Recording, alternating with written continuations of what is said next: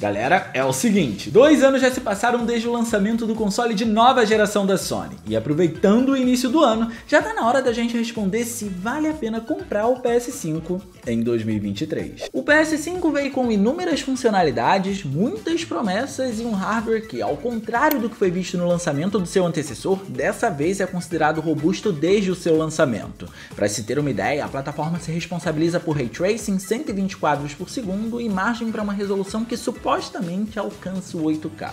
E além de todo o aparato de hardware, é dentro desse cenário que a gente vai atuar para descobrir se vale a pena comprar o PS5 em 2023. Por isso, fiquem atentos, porque tem bastante coisa pra gente conversar hoje. Mas claro, antes da gente continuar, não esquece de clicar no gostei, porque isso ajuda pra caramba e de quebra você faz a boa ação do dia e se inscreve no canal ativando o sininho das notificações para não perder os vídeos de terças e quintas às 19 horas. Tudo isso feito, então vamos ver se vale a pena comprar o PS5 em 2023.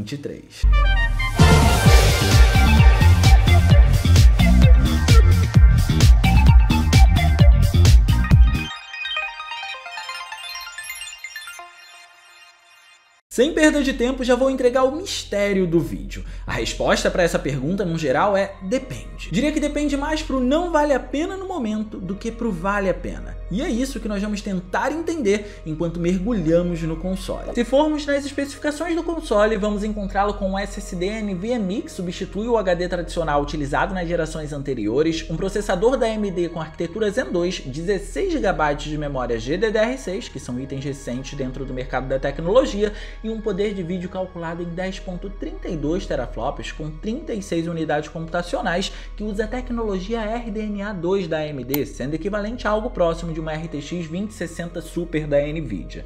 Junto de todo esse aparato, também encontramos o DualSense, que é possivelmente um dos controles mais inovadores que a gente viu na indústria dos videogames. O controle tem um feedback áptico que tem a ideia de te entregar sensações do que está acontecendo no mundo do game através de padrões individuais de vibração que podem acontecer em regiões diferentes dele. Em suma, a vibração pode acontecer no centro de maneira mais intensa ou pode aparecer nas arestas de maneira mais suavizada. Tudo para te fazer sentir o máximo possível do que o personagem que está dentro do jogo está sentindo. Mas acredite, isso não é tudo. O controle também vem equipado com um microfone e gatilhos sensíveis à pressão. Os gatilhos são interessantes porque servem para simular movimentos diferentes dentro do game dependendo da pressão exercida neles, algo similar ao que o PS2 fazia nos botões X, quadrado, triângulo e bola. E o microfone pode ser usado para executar funções. Um exemplo claro é demonstrado com o game Astro's Playroom, em que você assopra o controle para poder criar uma ventania no mundo do game. Ao assoprar o controle, o que está identificando o que você está fazendo é justamente o microfone. Só que, curiosamente, é esse controle que serve de pontapé para a gente duvidar na hora de decidir se vale a pena comprar o PS5.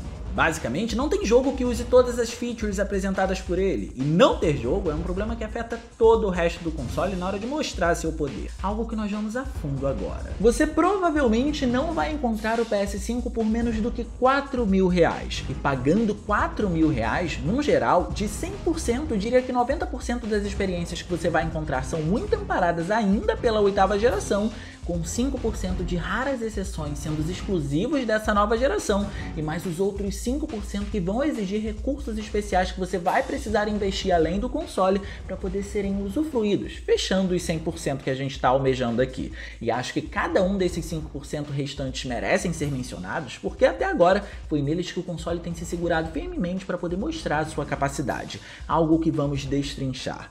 Primeiro, vale destacar que o PlayStation 5 tem retrocompatibilidade com o PlayStation 4.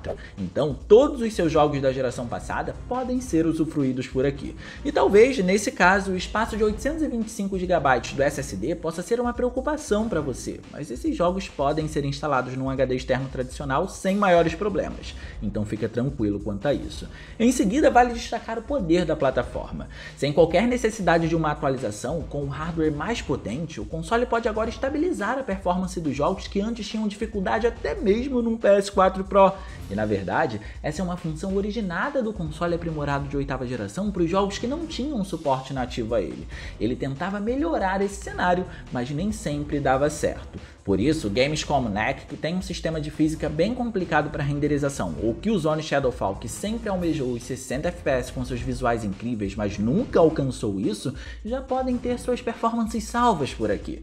Além disso, encontramos mais casos amparados no PS4 usufruindo do poder do PlayStation 5, como por exemplo, o lançamento de patches e o relançamento de jogos. Os patches no geral passaram a se ramificar entre gratuitos e pagos, realizando algumas alterações nos jogos, e o relançamento se trata de um relançamento por completo do jogo com preço cheio e a promessa de tirar proveito do novo poder da plataforma de alguma maneira. No fim, avaliando essas experiências pagas, a gente percebe que é apenas para poder cobrar mais uma vez de quem já provavelmente pagou pelo jogo anteriormente. Como a retrocompatibilidade já existe, se a ideia fosse deixar os novos jogadores terem acesso a uma experiência mais antiga, bastava apenas manter o jogo e lançar uma atualização. O jogo seria comprado da mesma forma, só que por um valor mais em conta pelo tempo que ele já foi lançado. O mais surreal é que esse tipo de experiência em si não faz um trabalho muito diferente do que uma experiência com um patch gratuito pode fazer. Em muitos casos, encontramos apenas o aumento de uma resolução e mais opções de frame rate que são possibilitadas agora pelo poder de nova geração.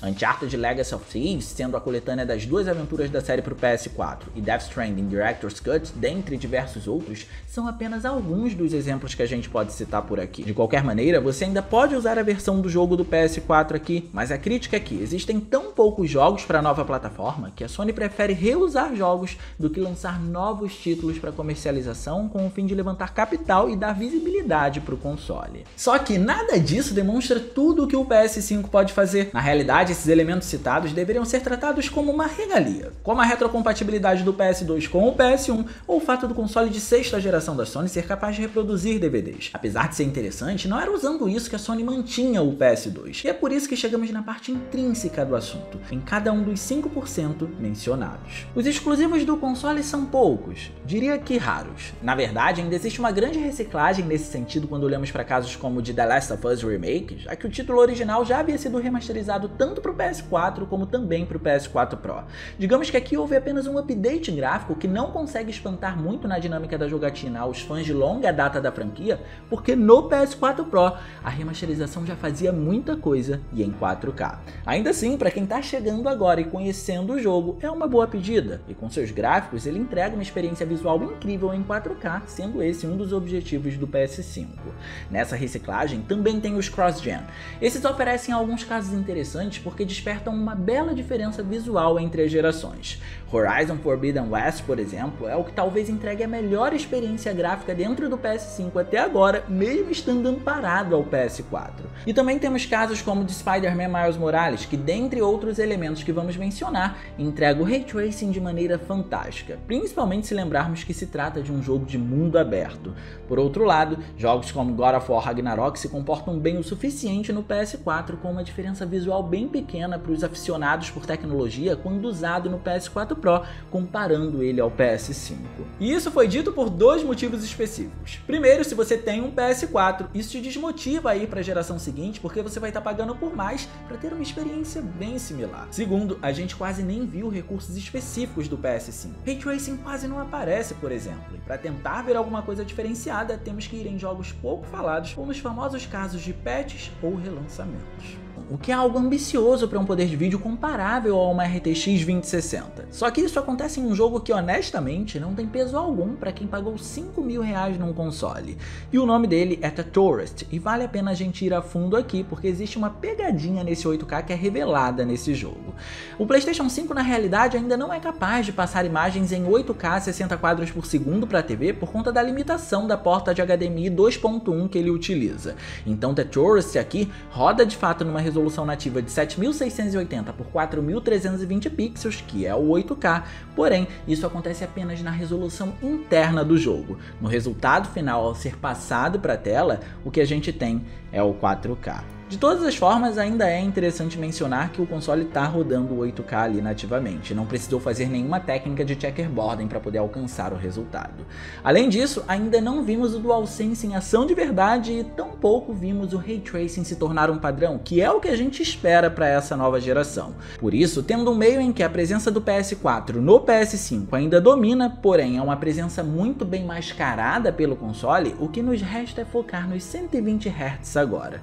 E aqui é onde o console se destaca, mas também é onde faz a gente se perguntar se vale a pena realmente comprar um PlayStation 5 em 2023. Seguinte, se você pretende comprar um PS5 para extrair seu diferencial, você precisa fazer um investimento. Para sair do PS4 e tentar ter uma experiência que se aproxime de uma nova geração, você vai precisar comprar uma boa TV. A lista de títulos que oferecem suporte aos 120 quadros por segundo não é lá das maiores, mas existem alguns pontos interessantes quanto a isso. Um deles é o uso de Ratchet & Clank Rift Apart, que introduziu uma taxa de quadros por segundo em 40 FPS, sendo um meio termo perfeito entre 30 e 60 FPS. Só que esse efeito só pode ser atingido em uma TV que tenha suporte aos 120 Hz. O que acontece é que o padrão das TVs comuns é de 60 Hz, então essas TVs funcionam bem com 60 quadros ou com 30 quadros por segundo. Isso porque temos um número exato ao fazer a divisão entre a taxa de atualização da TV e a performance pretendida no jogo. Em outras palavras, 30 quadros por segundo requer atualizações 2 vezes exatas para atingir os 60 Hz da TV,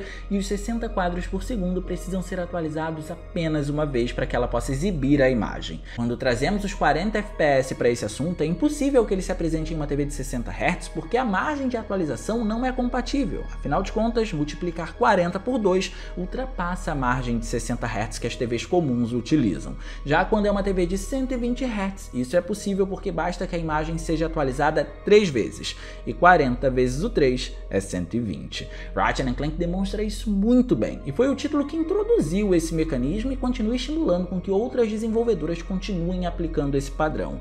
Mas além disso, TVs mais poderosas dão suporte ao Variable Refresh Rate. O Variable Refresh Rate, ou VRR, é uma tecnologia que permite que, mesmo com os quadros oscilando, o jogo possa se apresentar de forma suave e estável para você, porque a TV sincroniza com a taxa de quadros que o game está exibindo. Como mencionamos, o segredo está na exatidão dos números, e quando isso não existe, temos inconsistências no ritmo da imagem. No entanto, com o VRR, essa inconsistência é imperceptível. Não apenas isso, ele também tem a capacidade de melhorar a performance de diversos games, mesmo os que não têm suporte nativamente à tecnologia. Mas existe uma diferença entre os que têm esse suporte e os que não têm. O suporte para estabilização da imagem acontece em uma variante de 48 até 120 FPS, ou seja, jogos que rodam abaixo disso não podem receber o aprimoramento com base no VRR.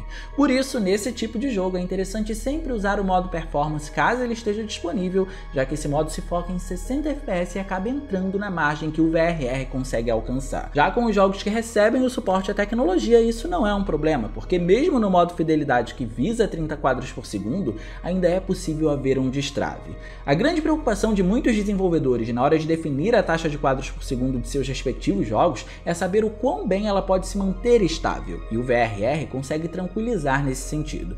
Por isso, quando um jogo recebe suporte para ele, destravar esse frame rate é uma opção. E se um jogo recebeu suporte nativo à tecnologia para poder passar dos 48 quadros por segundo e poder fazer com que ela entre em ação, é porque 30 quadros por segundo não era um problema originalmente, e sim uma margem de segurança para poder impedir oscilações. Mas quando existem incertezas de que essa performance pode ultrapassar os 48 quadros, não existe o patch, você pode usar apenas o que o console oferece. Por isso, o modo performance é a melhor escolha nesses casos. Um adendo inclusive é que, para quem usa as TVs com esse suporte, mas tem tecnologia de LED, é que recursos como Local Dimming, que regula o nível de preto, podem ficar menos eficientes, então ativem o recurso com isso em mente. Mas antes de finalizar, vão mais algumas informações que são importantíssimas. Ao menos por enquanto, existem diversos títulos que são capazes de ter um modo performance voltado para 60 quadros por segundo, e o PS5 já pode ser usado em 1440p, uma resolução utilizada por muitos monitores e pode ser uma opção para quem quer ter acesso ao 120 Hz e ao VRR de forma mais econômica, já que assim você não vai precisar gastar muito com uma Super TV para ter acesso a esse tipo de recurso. Existem diversos monitores com um bom custo-benefício que te dão disponibilidade para eles. No fim, o console sofre do mal dessa geração. Ele carece de jogos que sejam focados nela para poder demonstrar a capacidade da plataforma. E o interessante, então, acaba sendo seus recursos exclusivos, que ficam com a responsabilidade de fazer isso. Então, para um público geral, eu diria que depende muito da sua vontade de jogar determinado jogo, caso você não tenha um bom aparato técnico para poder usufruir dos recursos do PlayStation 5.